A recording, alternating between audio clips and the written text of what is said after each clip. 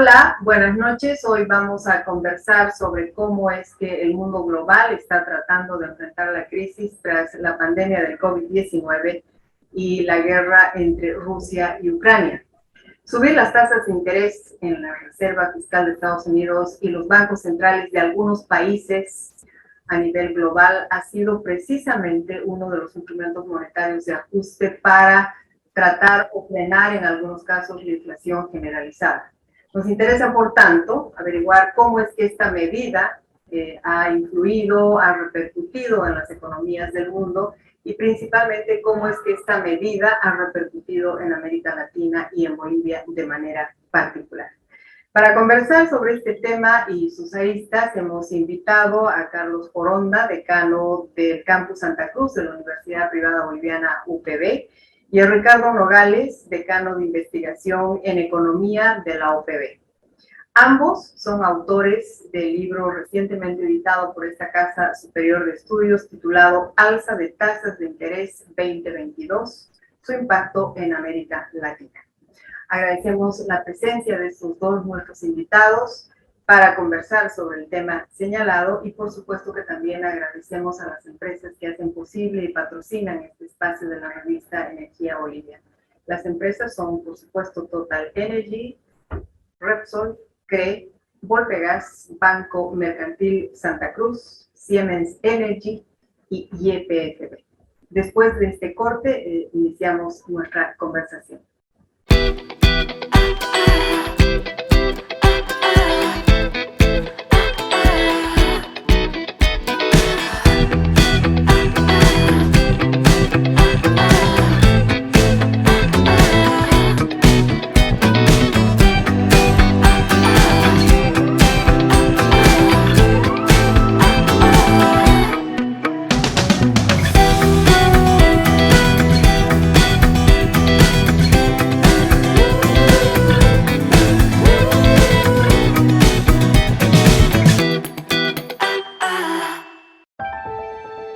¿Podemos realmente cambiar el futuro de la energía?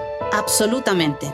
Pero honestamente no sucederá solo presionando un interruptor. Por supuesto, el cambio tiene que empezar ahora. Y esperar soluciones perfectas es perder tiempo que no tenemos. Entonces, si podemos movernos más rápido hacia una economía net zero mediante el uso de las tecnologías de gas existentes combinadas con energías renovables, lo haremos. La transformación de la energía es una gran tarea y honestamente no podemos hacerlo solos. Por ello, colaboramos con los que comparten la misma visión. Energía confiable, asequible y sostenible para todos. Honestamente, cuando todos trabajamos juntos, los desafíos globales pueden convertirse en oportunidades globales.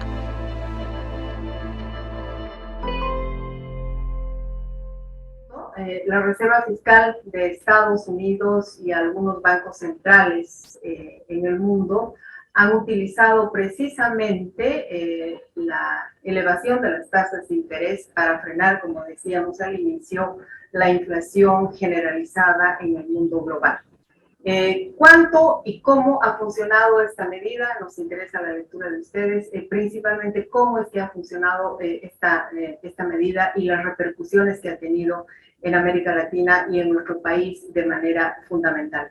Podemos empezar con cualquiera de ustedes dos, siempre y cuando la respuesta la consideren la más adecuada en este momento. Si gustan, podríamos empezar con Carlos o con Ricardo, por favor. Tal vez empiezo yo, Vesna. Previamente un gusto saludarte, estar contigo junto en la revista y, por supuesto, hablar de estos temas de economía. Hace un tiempo, como reacción a la pandemia, las economías desarrolladas, en particular Estados Unidos, hicieron fuertes inyecciones de dinero, no vistas antes, inyecciones sin precedentes de dinero, que hicieron que de cierta forma lograron mantener una cierta estabilidad en su economía y permitieron atenuar una posible recesión o efectos negativos sobre su economía y sobre todo sobre los hogares en Estados Unidos, ¿no? Reacciones similares hubieron en los países europeos, Japón y de cierta forma también en países. Ya en el tiempo, una vez, no superada la pandemia, pero ya entrando en una etapa avanzada de la pandemia, cuando ya la economía de Estados Unidos y del resto del mundo se estaba recuperando, empezó a surgir un problema que surge normalmente por un efecto monetario, que es el incremento de la inflación. Y en este caso, este incremento se va dando desde fines del año pasado, pero es más marcado a principios de este año e incluso llegando a niveles de superiores, perdón, casi alcanzando los dos dígitos, ¿no? Entre 8.5 o 8.6%, que es bastante alarmante en una economía como en Estados Unidos. Esto no lo habían visto varias décadas atrás. Claro, estos son los efectos de esos incrementos monetarios. Es el incremento de la inflación, que es bastante fuerte, ¿no? Evidentemente, esta inflación, como usted acaba de precisar, efectivamente, nunca vista antes en Estados Unidos, por lo menos, llamó la atención e hizo que la Reserva Fiscal de Estados Unidos tuviera que tomar algún tipo de medidas. ¿Alguna precisión al respecto, licenciado Nogales, por favor? Sí, muchas gracias, Vesna, y muchas gracias por la invitación en este espacio importante. Creo que es importante resaltar el hecho de que estas medidas surgen de alza de interés, surgen en un momento en el cual la política monetaria y fiscal tenían que actuar, pero tenían objetos bastante contradictorios. Para reactivar la economía después de un apagón tan fuerte de la máquina económica a nivel mundial debido a COVID-19, obviamente la inyección monetaria, flexibilidad fiscal, gasto, tenían que surgir, pero claro, como el andamiaje de las economías no estaba necesariamente intacto debido a ese apagón, y además a eso se suma una crisis de suministros, principalmente de energéticos, de hidrocarburos a raíz de la guerra. Entonces, eso hace que la emisión monetaria pues sea excesiva y eso genera un fantasma de inflación. Y la subida en tasa de interés surge en un momento donde esa necesidad de reactivar la economía todavía sigue vigente. Entonces, la subida de la tasa de interés ha mitigado ese riesgo inflacionario, cierto, pero de cualquier forma eso es simplemente una medida paliativa a aspectos más estructurales que subsisten en la economía mundial que tiene que ver con la escasez de insumos para, de cualquier forma, hacer frente al aspecto real de la inflación y no solamente monetario, principalmente vinculada a la ausencia y deficiencia de suministro de energéticos de gas, principalmente debido a la guerra. Yo les pregunto, y esta pregunta por supuesto es para ambos, si parar la inflación de esta manera, es decir, a partir de la subida de las tasas de interés, no nos coloca en un escenario de recesión inducida. De entrada, hoy día el precio del petróleo, por ejemplo, ha bajado y esto parecería estar ya sonando a una situación de recesión global. ¿Cuál es el criterio que ustedes tienen al respecto? Si gusta, podríamos empezar con Carlos y luego otra vez con Ricardo, por favor. ¿Carlos? Sí, sí, Vesna. El hecho es que uno de los principales objetivos, si no es el principal objetivo de la Reserva Federal, es mantener la estabilidad en precios en la economía de Estados Unidos, aunque tenga que generar una ralentización de la economía. Creo que este es el caso. El objetivo principal ahora es nivelar los precios o mantener la estabilidad en precios, ¿no? Ese incremento de las tasas de interés, en principio, no tuvo tal efecto. Pues, recordemos que el primer incremento de las tasas de interés se dio en marzo de este año y ese incremento no tuvo tales efectos en reducir la tasa de inflación. Es por eso que durante este mes, perdón, el pasado mes, se hizo un incremento más fuerte de la tasa de interés y se espera que tenga mejores efectos sobre la inflación. Ya se sabe que esos incrementos de la tasa de interés están teniendo efectos negativos sobre el desempleo. Los resultados no han salido todavía en las estadísticas de Estados Unidos, las estadísticas oficiales, pero preliminarmente ya se tienen indicios de que sí tiene efectos negativos sobre el empleo. Ricardo, ¿estaríamos entonces en un escenario de recesión? La pregunta. Sí, esa es una excelente pregunta, Vesna. Lo que sí es indudable es que el hecho de subir las tasas de interés lo que te hace es poner un freno a la economía con el premio o la esperanza de que en el corto plazo la inflación baje. Pero eso es importante porque eso reconfigura mucho diferentes aspectos, tanto del margen de política pública como de las posibilidades de inversión de los actores. Es decir, nosotros estamos con tasas de interés más altas que lo que están haciendo es postergar inversiones por el lado privado en el mundo, y eso queda claro, que puede tener, como bien dices, repercusiones negativas en el crecimiento del producto en el largo plazo, mediano largo plazo. Pero es muy importante también, y eso lo resaltamos en el libro, el hecho de que la subida de tasa de interés también encarece la deuda pública de los gobiernos. Es decir, los gobiernos se ven con una política fiscal mucho más restringida, con una política fiscal con mucho menos margen de maniobra, y el gasto público va a tener entonces que priorizarse, va a tener que reducirse. Una vez más, todos estos efectos confluyen en el corto plazo con la promesa de precios un poco mejor controlados, pero es que insisto en que las bases estructurales en el largo plazo tienen que ser atendidas. Entonces, aquí lo que hay que poner muy en claro, Vesna, es el hecho de que si bien estas políticas por el momento están dando algún tipo de resultado para controlar la inflación, necesariamente llaman a las autoridades, tanto monetarias como fiscales, a pensar qué es lo que va a pasar después, ¿sí? Porque eso puede tener efectos negativos en el crecimiento real en el mediano largo plazo. Ese es un punto que yo quisiera aclarar un poquito después, pero ustedes en el libro precisamente señalan que los países más expuestos al shock de las tasas de interés debido a su grado de endeudamiento tendrán que ajustarse a la situación con medidas que afectarán sus procesos inversionistas, su crecimiento, sus niveles de empleo y distribución de ingresos. Este sería el caso específico de Bolivia, por ejemplo. Carlos. Y efectivamente, Vesna, es el caso de Bolivia. Bolivia, y bueno, son diferentes las situaciones en los diferentes países de Latinoamérica. Cada país tiene mayor o menor deuda pública o déficit fiscal, o tiene mayor o menor margen de acción con sus políticas. El caso de Bolivia estamos nosotros arrastrando un déficit fiscal ya desde 2014. El déficit fiscal para este año está previsto alrededor de 9%, que es relativamente elevado, ¿no? Por supuesto, todo esto ahondado por los efectos de la crisis, ¿no? Por las políticas que se tuvieron que tomar para reducir los efectos negativos de la crisis. Pero al margen de eso, igual estamos en un déficit bastante elevado. Por otro lado, hay indicadores como la deuda pública del país que ya están en niveles que empiezan a hacer sonar una alarma, ¿no? Son niveles en los que podemos seguir funcionando, pero es una alarma para las autoridades económicas en el sentido de que tienen menor margen de acción para aplicar las políticas fiscales o monetarias, ¿no? Ahora nuestra deuda pública está alrededor del 84% respecto al Producto Interno Bruto, ¿no? Ricardo, por favor, alguna precisión a esta pregunta. Sí, sin duda coincido con Carlos en el hecho de que es el caso de Bolivia. Bolivia tiene un saldo de deuda tanto externa como interna elevada. La deuda interna está aumentando muchísimo porque obviamente las condiciones son mucho más manejables para las autoridades monetarias, pero eso hace que a la larga la necesidad de generar los recursos para pagar esas deudas son cuantiosas.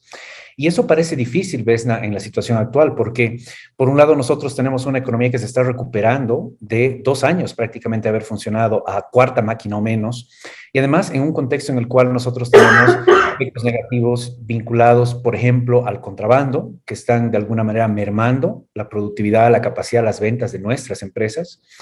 Estamos viendo que hay presiones para todavía incrementar más la masa monetaria debido a que el boliviano ahora paradójicamente se ha convertido en un refugio, principalmente entre las personas que están en el norte de Argentina debido a la debilidad de la moneda que se tiene allá. Entonces, todo eso confluye a que las autoridades monetarias tienen la necesidad de controlar muy bien sus gastos fiscales y sus emisiones monetarias. Eso quiere decir que ellos van a tener que priorizar proyectos, van a tener que priorizar gastos.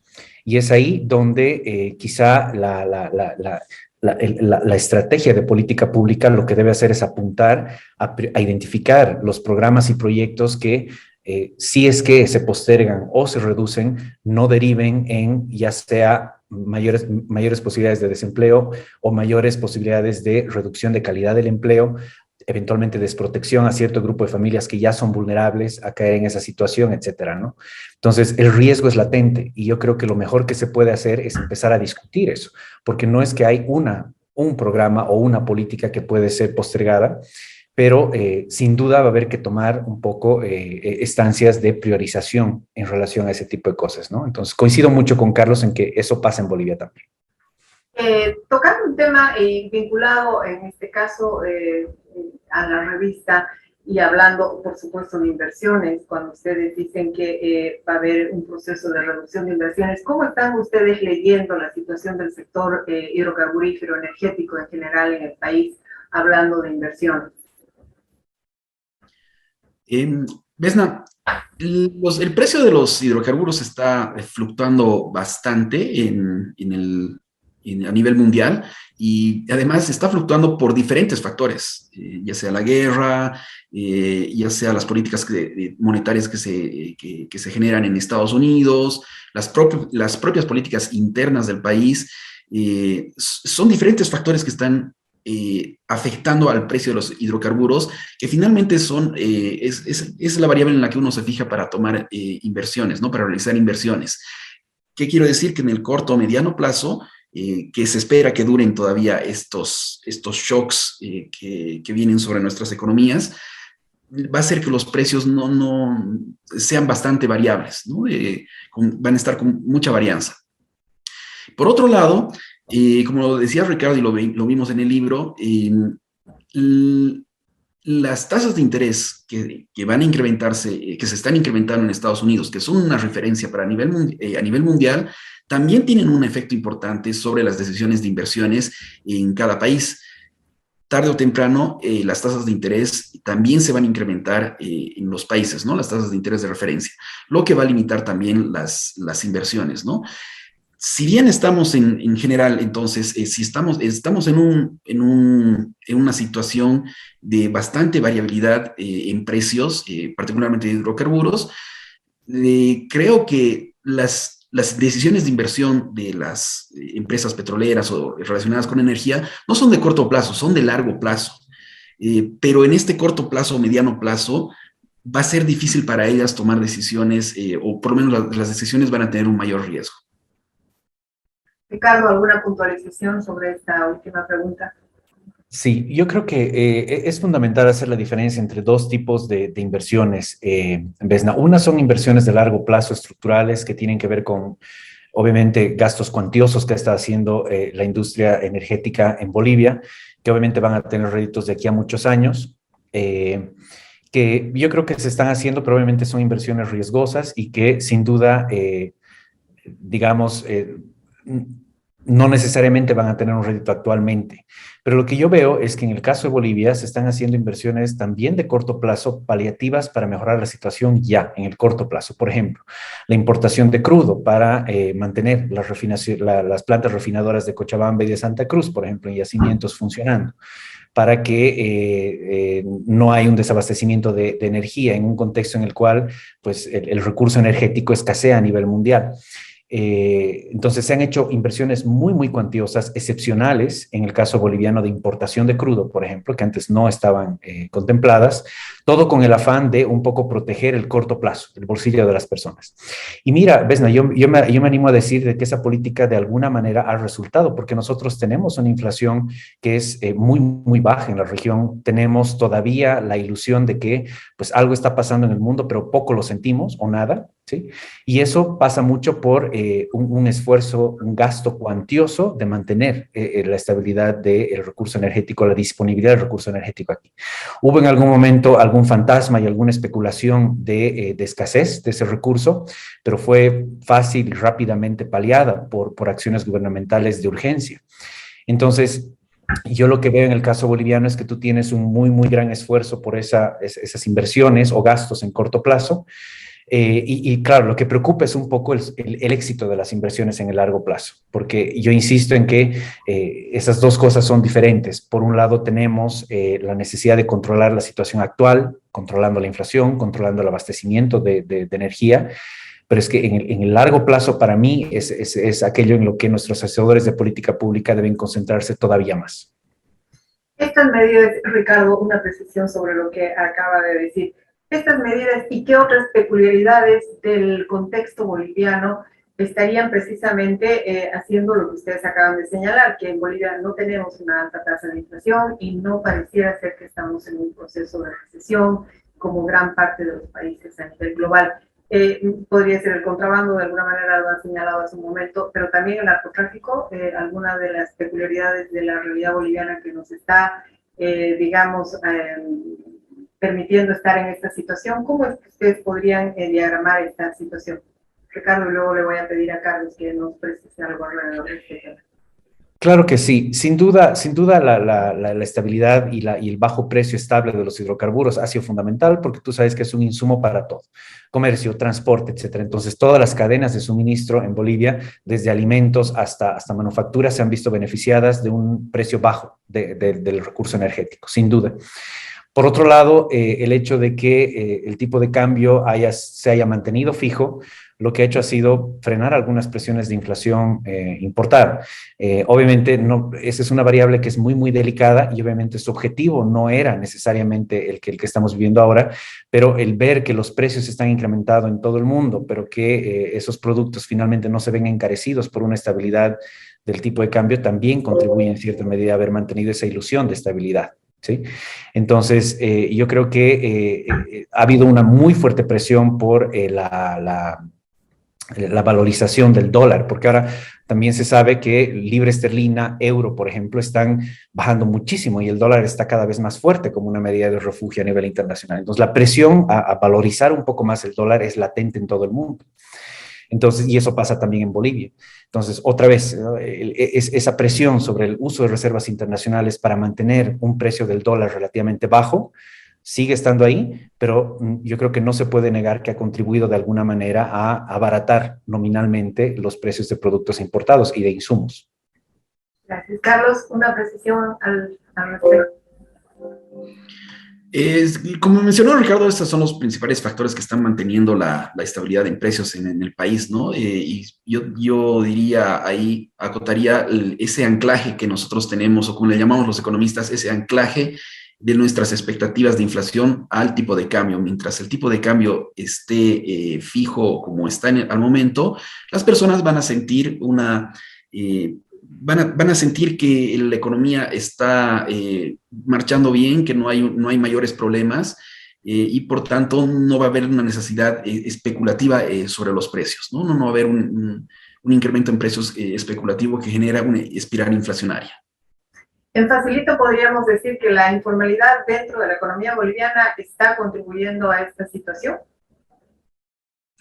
Sí, de cierta forma, sí, claro que sí lo está haciendo, ¿no? De cierta forma, no es algo que se pueda medir fácilmente, ¿no? Pero intuitivamente y viendo los mecanismos de transmisión, sí se puede decir que la informalidad de cierta forma atenúa ese incremento en precios, ¿no? Yo estoy en facilito, Ricardo, en Bolivia estamos en una situación de crisis económica. Pregunta complicada y sin duda, estimada Vesna, no hay una respuesta sí, no. Yo lo que veo es que si actualmente tú le preguntas a una persona en cualquier lado, en la calle, si la situación la percibe bien, te va a decir que la percibe bien con el riesgo de que empeore. Y ahí retomo un poco el tema de lo que dice Carlos con respecto a las expectativas de la población. Si la gente empieza a percibir y empieza a asustarse de la situación que está viviendo, por decir, los países vecinos o el mundo en general, lo primero que va a hacer es refugiarse en el dólar, lo primero que va a hacer es pensar quizá en retirar sus ahorros de Bolivia, retirar, qué sé yo, sus inversiones, quizá ellos mismos migrar si es que tienen la posibilidad, etcétera. Y eso sí nos llevaría a una crisis. Entonces, toda esa tensa calma que estamos viviendo ahora y que la población percibe, yo creo que nos está ayudando de alguna manera a evitar que la situación empeore.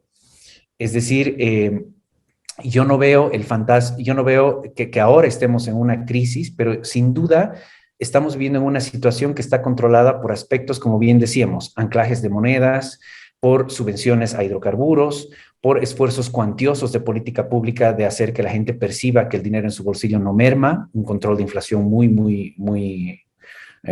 digamos, estricto, pero esa es una realidad actual que, insisto, en el largo plazo corre el riesgo de no poder mantenerse. Yo no quiero sonar alarmista diciendo que de aquí al año o de aquí a 10 años o de aquí a 20 años las cosas van a entrar en una crisis, pero lo que sí es importante que nuestras autoridades entiendan es que la realidad y la aparente calma que ahora estamos viviendo necesita de un verdadero soporte real en el largo plazo, porque de otra manera simplemente esto se puede llegar a desmoronar en algún momento, el momento en el que las personas perciban que su bolsillo pues está siendo afectado de alguna manera.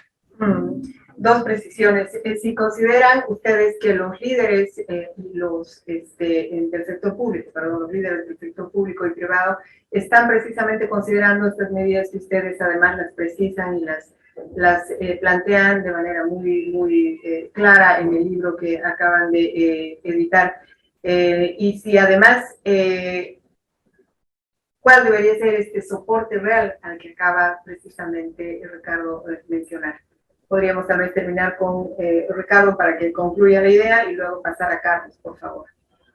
Claro que sí, muchas gracias. Yo lo que creo es que si hubiera que resumir, a riesgo de ser simplista, un elemento estructural que para mí es fundamental, que habría que cuidar, es la productividad y la competitividad de nuestra economía. Y eso pasa por muchos aspectos que confluyen a eso. Para ser competitivos tenemos que tener empresas sólidas, tenemos que tener empresas grandes, empresas productivas, empresas innovadoras. Tenemos que tener capital humano que trabaje en esas empresas y sea su motor, su gasolina, para que eso funcione así. Formar recurso humano, tener empresas sólidas, eso es lo que necesitamos. Bolivia lamentablemente no cuenta con un sistema productivo que cumpla con esas características en mi perspectiva. La productividad laboral, por ejemplo, en Bolivia ha estado estagnada desde hace décadas, no aumenta, por lo tanto nuestra competitividad sufre, nuestras capacidades de innovación sufren. Y en esas condiciones yo creo que no hay la base estructural para que nuestra economía crezca, prospere y se desarrolle. La pregunta entonces yo la entiendo como que si nuestras autoridades están de alguna manera promoviendo productividad y competitividad en las empresas bolivianas, y lamentablemente yo creo que hay algunos esfuerzos, pero no se está considerando, no se está tomando el toro por las astas, si vale el término. Yo creo que las empresas por el momento están subsistiendo dentro de, como tú mencionabas, algo de informalidad, algo de poca productividad, están siendo paliativas.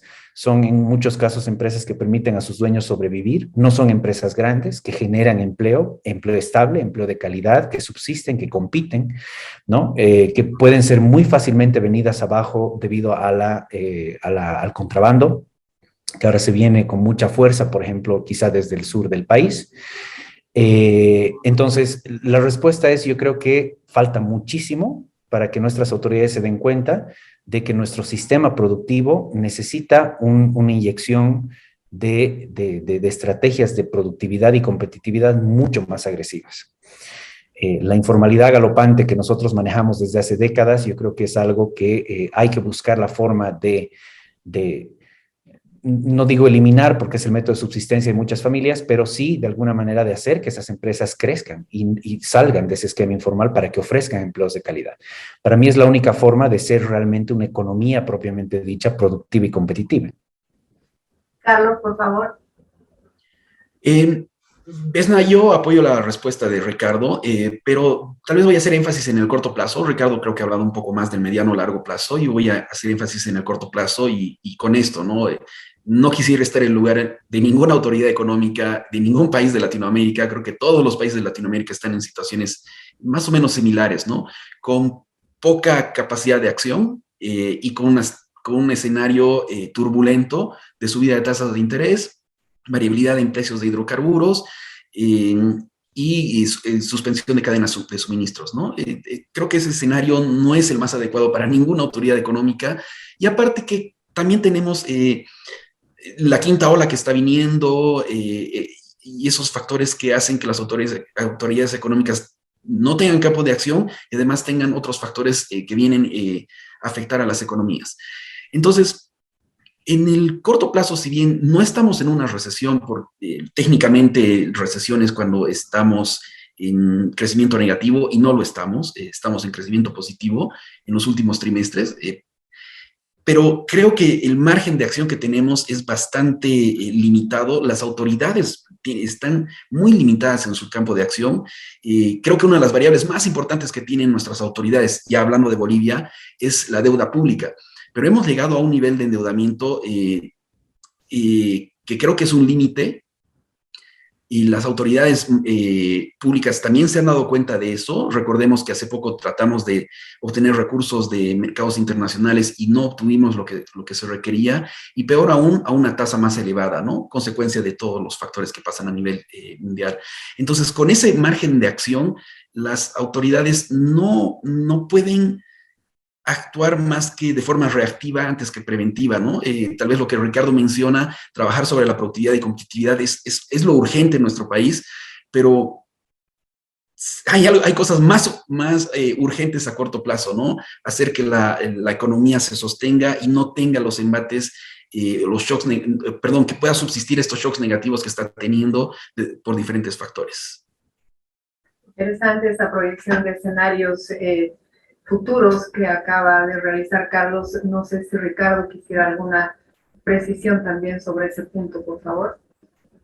Sí, yo lo que creo, concuerdo mucho con Carlos, pero es que tú sabes, Vesna, nosotros somos economistas, ¿cierto? Y la idea es que nosotros nos preocupamos mucho por la estabilidad de lo que estamos viendo ahora. Y los políticos o los hacedores de política pública muchas veces están quizá un poco más preocupados por que las cosas estén bien ahora. Entonces, ahora, por ejemplo, sería relativamente fácil para nuestro gobierno o para cualquier gobierno en el mundo endeudarse más para salir a flote hoy y después ver cómo pagamos esa deuda y dónde nos apretamos el cinturón y hasta qué punto mañana. Pero esa no es una política congruente con una estabilidad y sostenibilidad de una deuda pública. Entonces, yo creo que si bien nuestro gobierno está de alguna manera teniendo eso en cuenta, es importante que no lo pierda de vista. Saber que nosotros estamos en un límite de endeudamiento, tanto interno como externo, como dice Carlos, es, yo creo, una tarea importante de los hacedores de política pública para que ahora tomen ellos acciones. En el corto plazo, sí, paliativas importantes, pero sin necesariamente hipotecar nuestro futuro y comprometer como te decía, la productividad y la competitividad de nuestra economía después. Entonces, es una tarea difícil, es una tarea ardua, pero yo creo que no por eso debe ser puesta de lado, más bien todo lo contrario, debe ser puesta como bandera y al frente de las decisiones que se tomen ahora. ¿Considerarían ustedes que los hacedores de políticas públicas en Bolivia están más concentrados en resolver temas políticos que aspectos de la agenda económica del país? Sí, Vesna, creo que es un hecho de que los temas económicos en el país no se pueden resolver si tenemos problemas sociales o problemas políticos, ¿no? Creo que la estabilidad social y política es una condición necesaria para poder tener una estabilidad económica. Por tanto, sí, en Bolivia o en cualquier otro país, los hacedores de política están sumamente preocupados por esas dos variables, antes que la economía, ¿no? Ricardo. Yo concuerdo con Carlos. Finalmente, yo creo que la política es una posibilidad o un espacio para encontrar acuerdos, ¿cierto? Yo creo que en todas las democracias del mundo, en todos los países del mundo, pues los políticos son eso, son personas que tienen visiones, tienen ideas, pero que de alguna manera deben buscar coordinar y consensuar con otros actores políticos para avanzar. Y yo lo que creo es que en nuestro país estos acuerdos no llegan, no existen, hay polarización muy, muy, muy fuerte, no hay el espacio para consensos.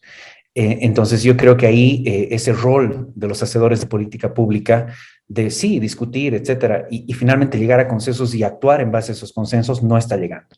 Es por eso que sí, sin duda, yo creo que el énfasis está por el momento en aspectos de política, en aspectos de discusión, que ha llegado a tal punto que eso muchas veces de alguna manera estanca la acción de política pública misma para concentrarse en aspectos de discusión política y la política pública se posterga, la política pública se deja de lado, el tiempo pasa, etcétera, y claro, ahí nosotros tenemos un conjunto de hacedores de política pública que no han podido cumplir su rol de consenso para efectivizar la política pública propiamente dicha. Qué interesante los criterios que ustedes han podido precisar en este espacio, de verdad les agradezco. No sé si quieren alguna precisión, Carlos, Ricardo, alrededor del tema que hemos venido conversando, que sería ya la precisión de cierre para este espacio, por favor. Carlos, tal vez quieras precisar en algo, anular algún punto, o Ricardo, no sé. Vesna, tal vez las recomendaciones que emanan del documento están ahí en el documento, se las puede resumir en eso que decía al final Ricardo, ¿no? La coordinación entre los actores públicos y privados es fundamental en este momento, que va a permitir una mejor eficiencia del uso de los recursos o del gasto fiscal, ¿no? Con los limitados recursos que tenemos y las necesidades que tienen, ¿no? Entonces va por la coordinación público-privado, va por el uso eficiente de los recursos fiscales y un buen manejo de la deuda pública, ¿no? Que es una de las variables críticas que tenemos ahora, ¿no? Que pasa por una mejor renegociaciones, búsqueda de mejores condiciones. El gobierno lo está haciendo en este momento, ¿no? Sin embargo, creo que solos, no sé si es la solución, tal vez junto a otros países, buscar mejores condiciones para países pequeños como Bolivia que han sufrido shocks externos que no han sido generados en el país, sino han sido generados en otras economías o en otras situaciones, ¿no? Por otro lado, Vesna, también ahora estamos presentando el libro a diferentes actores, particularmente empresarios, que están bastante interesados en ver cómo se van si estas proyecciones que hacemos en los libros se van a dar, cuáles son las condiciones para que se den, etcétera. Sabemos que ellos están bastante interesados. No hemos tenido presentaciones con las autoridades gubernamentales, pero sí sabemos que les hemos enviado los documentos, ellos tienen el documento. Creemos que este tipo de aportes que hace la universidad, con este tipo de análisis que son más académicos que políticos, ¿no? Que no van a desmerecer lo que hace una autoridad en Bolivia o en Latinoamérica, porque este documento no ha sido preparado para Bolivia, ha sido preparado para los países de Latinoamérica que tienen de cierta forma una misma situación económica en este momento, ¿no? Creemos que este tipo de documentos va a permitir, primero, a las universidades en Bolivia mostrarse en la capacidad que tenemos para hacer este tipo de análisis, y segundo, va a permitir también a otros actores tomar decisiones y empezar a alimentar este tipo de análisis que hemos realizado. Te cuento por último, Vesna, que este ha sido el primer documento que analiza el incremento de las tasas de interés sobre la deuda de los países de Latinoamérica. Se anticipó incluso a los incrementos de la tasa de interés que hubo en la Reserva Federal. Creo que lo podemos hacer mejor a futuro y podemos alimentar mucho más el análisis, ¿no? Y lo pensamos hacer en todo caso. Interesante que la academia apuntale y cualifique, la verdad, la agenda mediática de nuestro país, para que esta agenda mediática no solamente tenga una desesperada exposición de shows definitivamente irrelevantes y a veces hasta patéticos, ¿no? En la agenda mediática. Yo les agradezco de verdad muchísimo a Carlos Foronda, agradezco muchísimo a Ricardo Nogales por las precisiones y por el contenido que nos han permitido tener en este espacio. Agradecemos también muchísimo a las personas que nos han acompañado hasta el final de este espacio y por supuesto una vez más agradecemos como siempre a nuestros patrocinadores. Muchísimas gracias y buenas noches.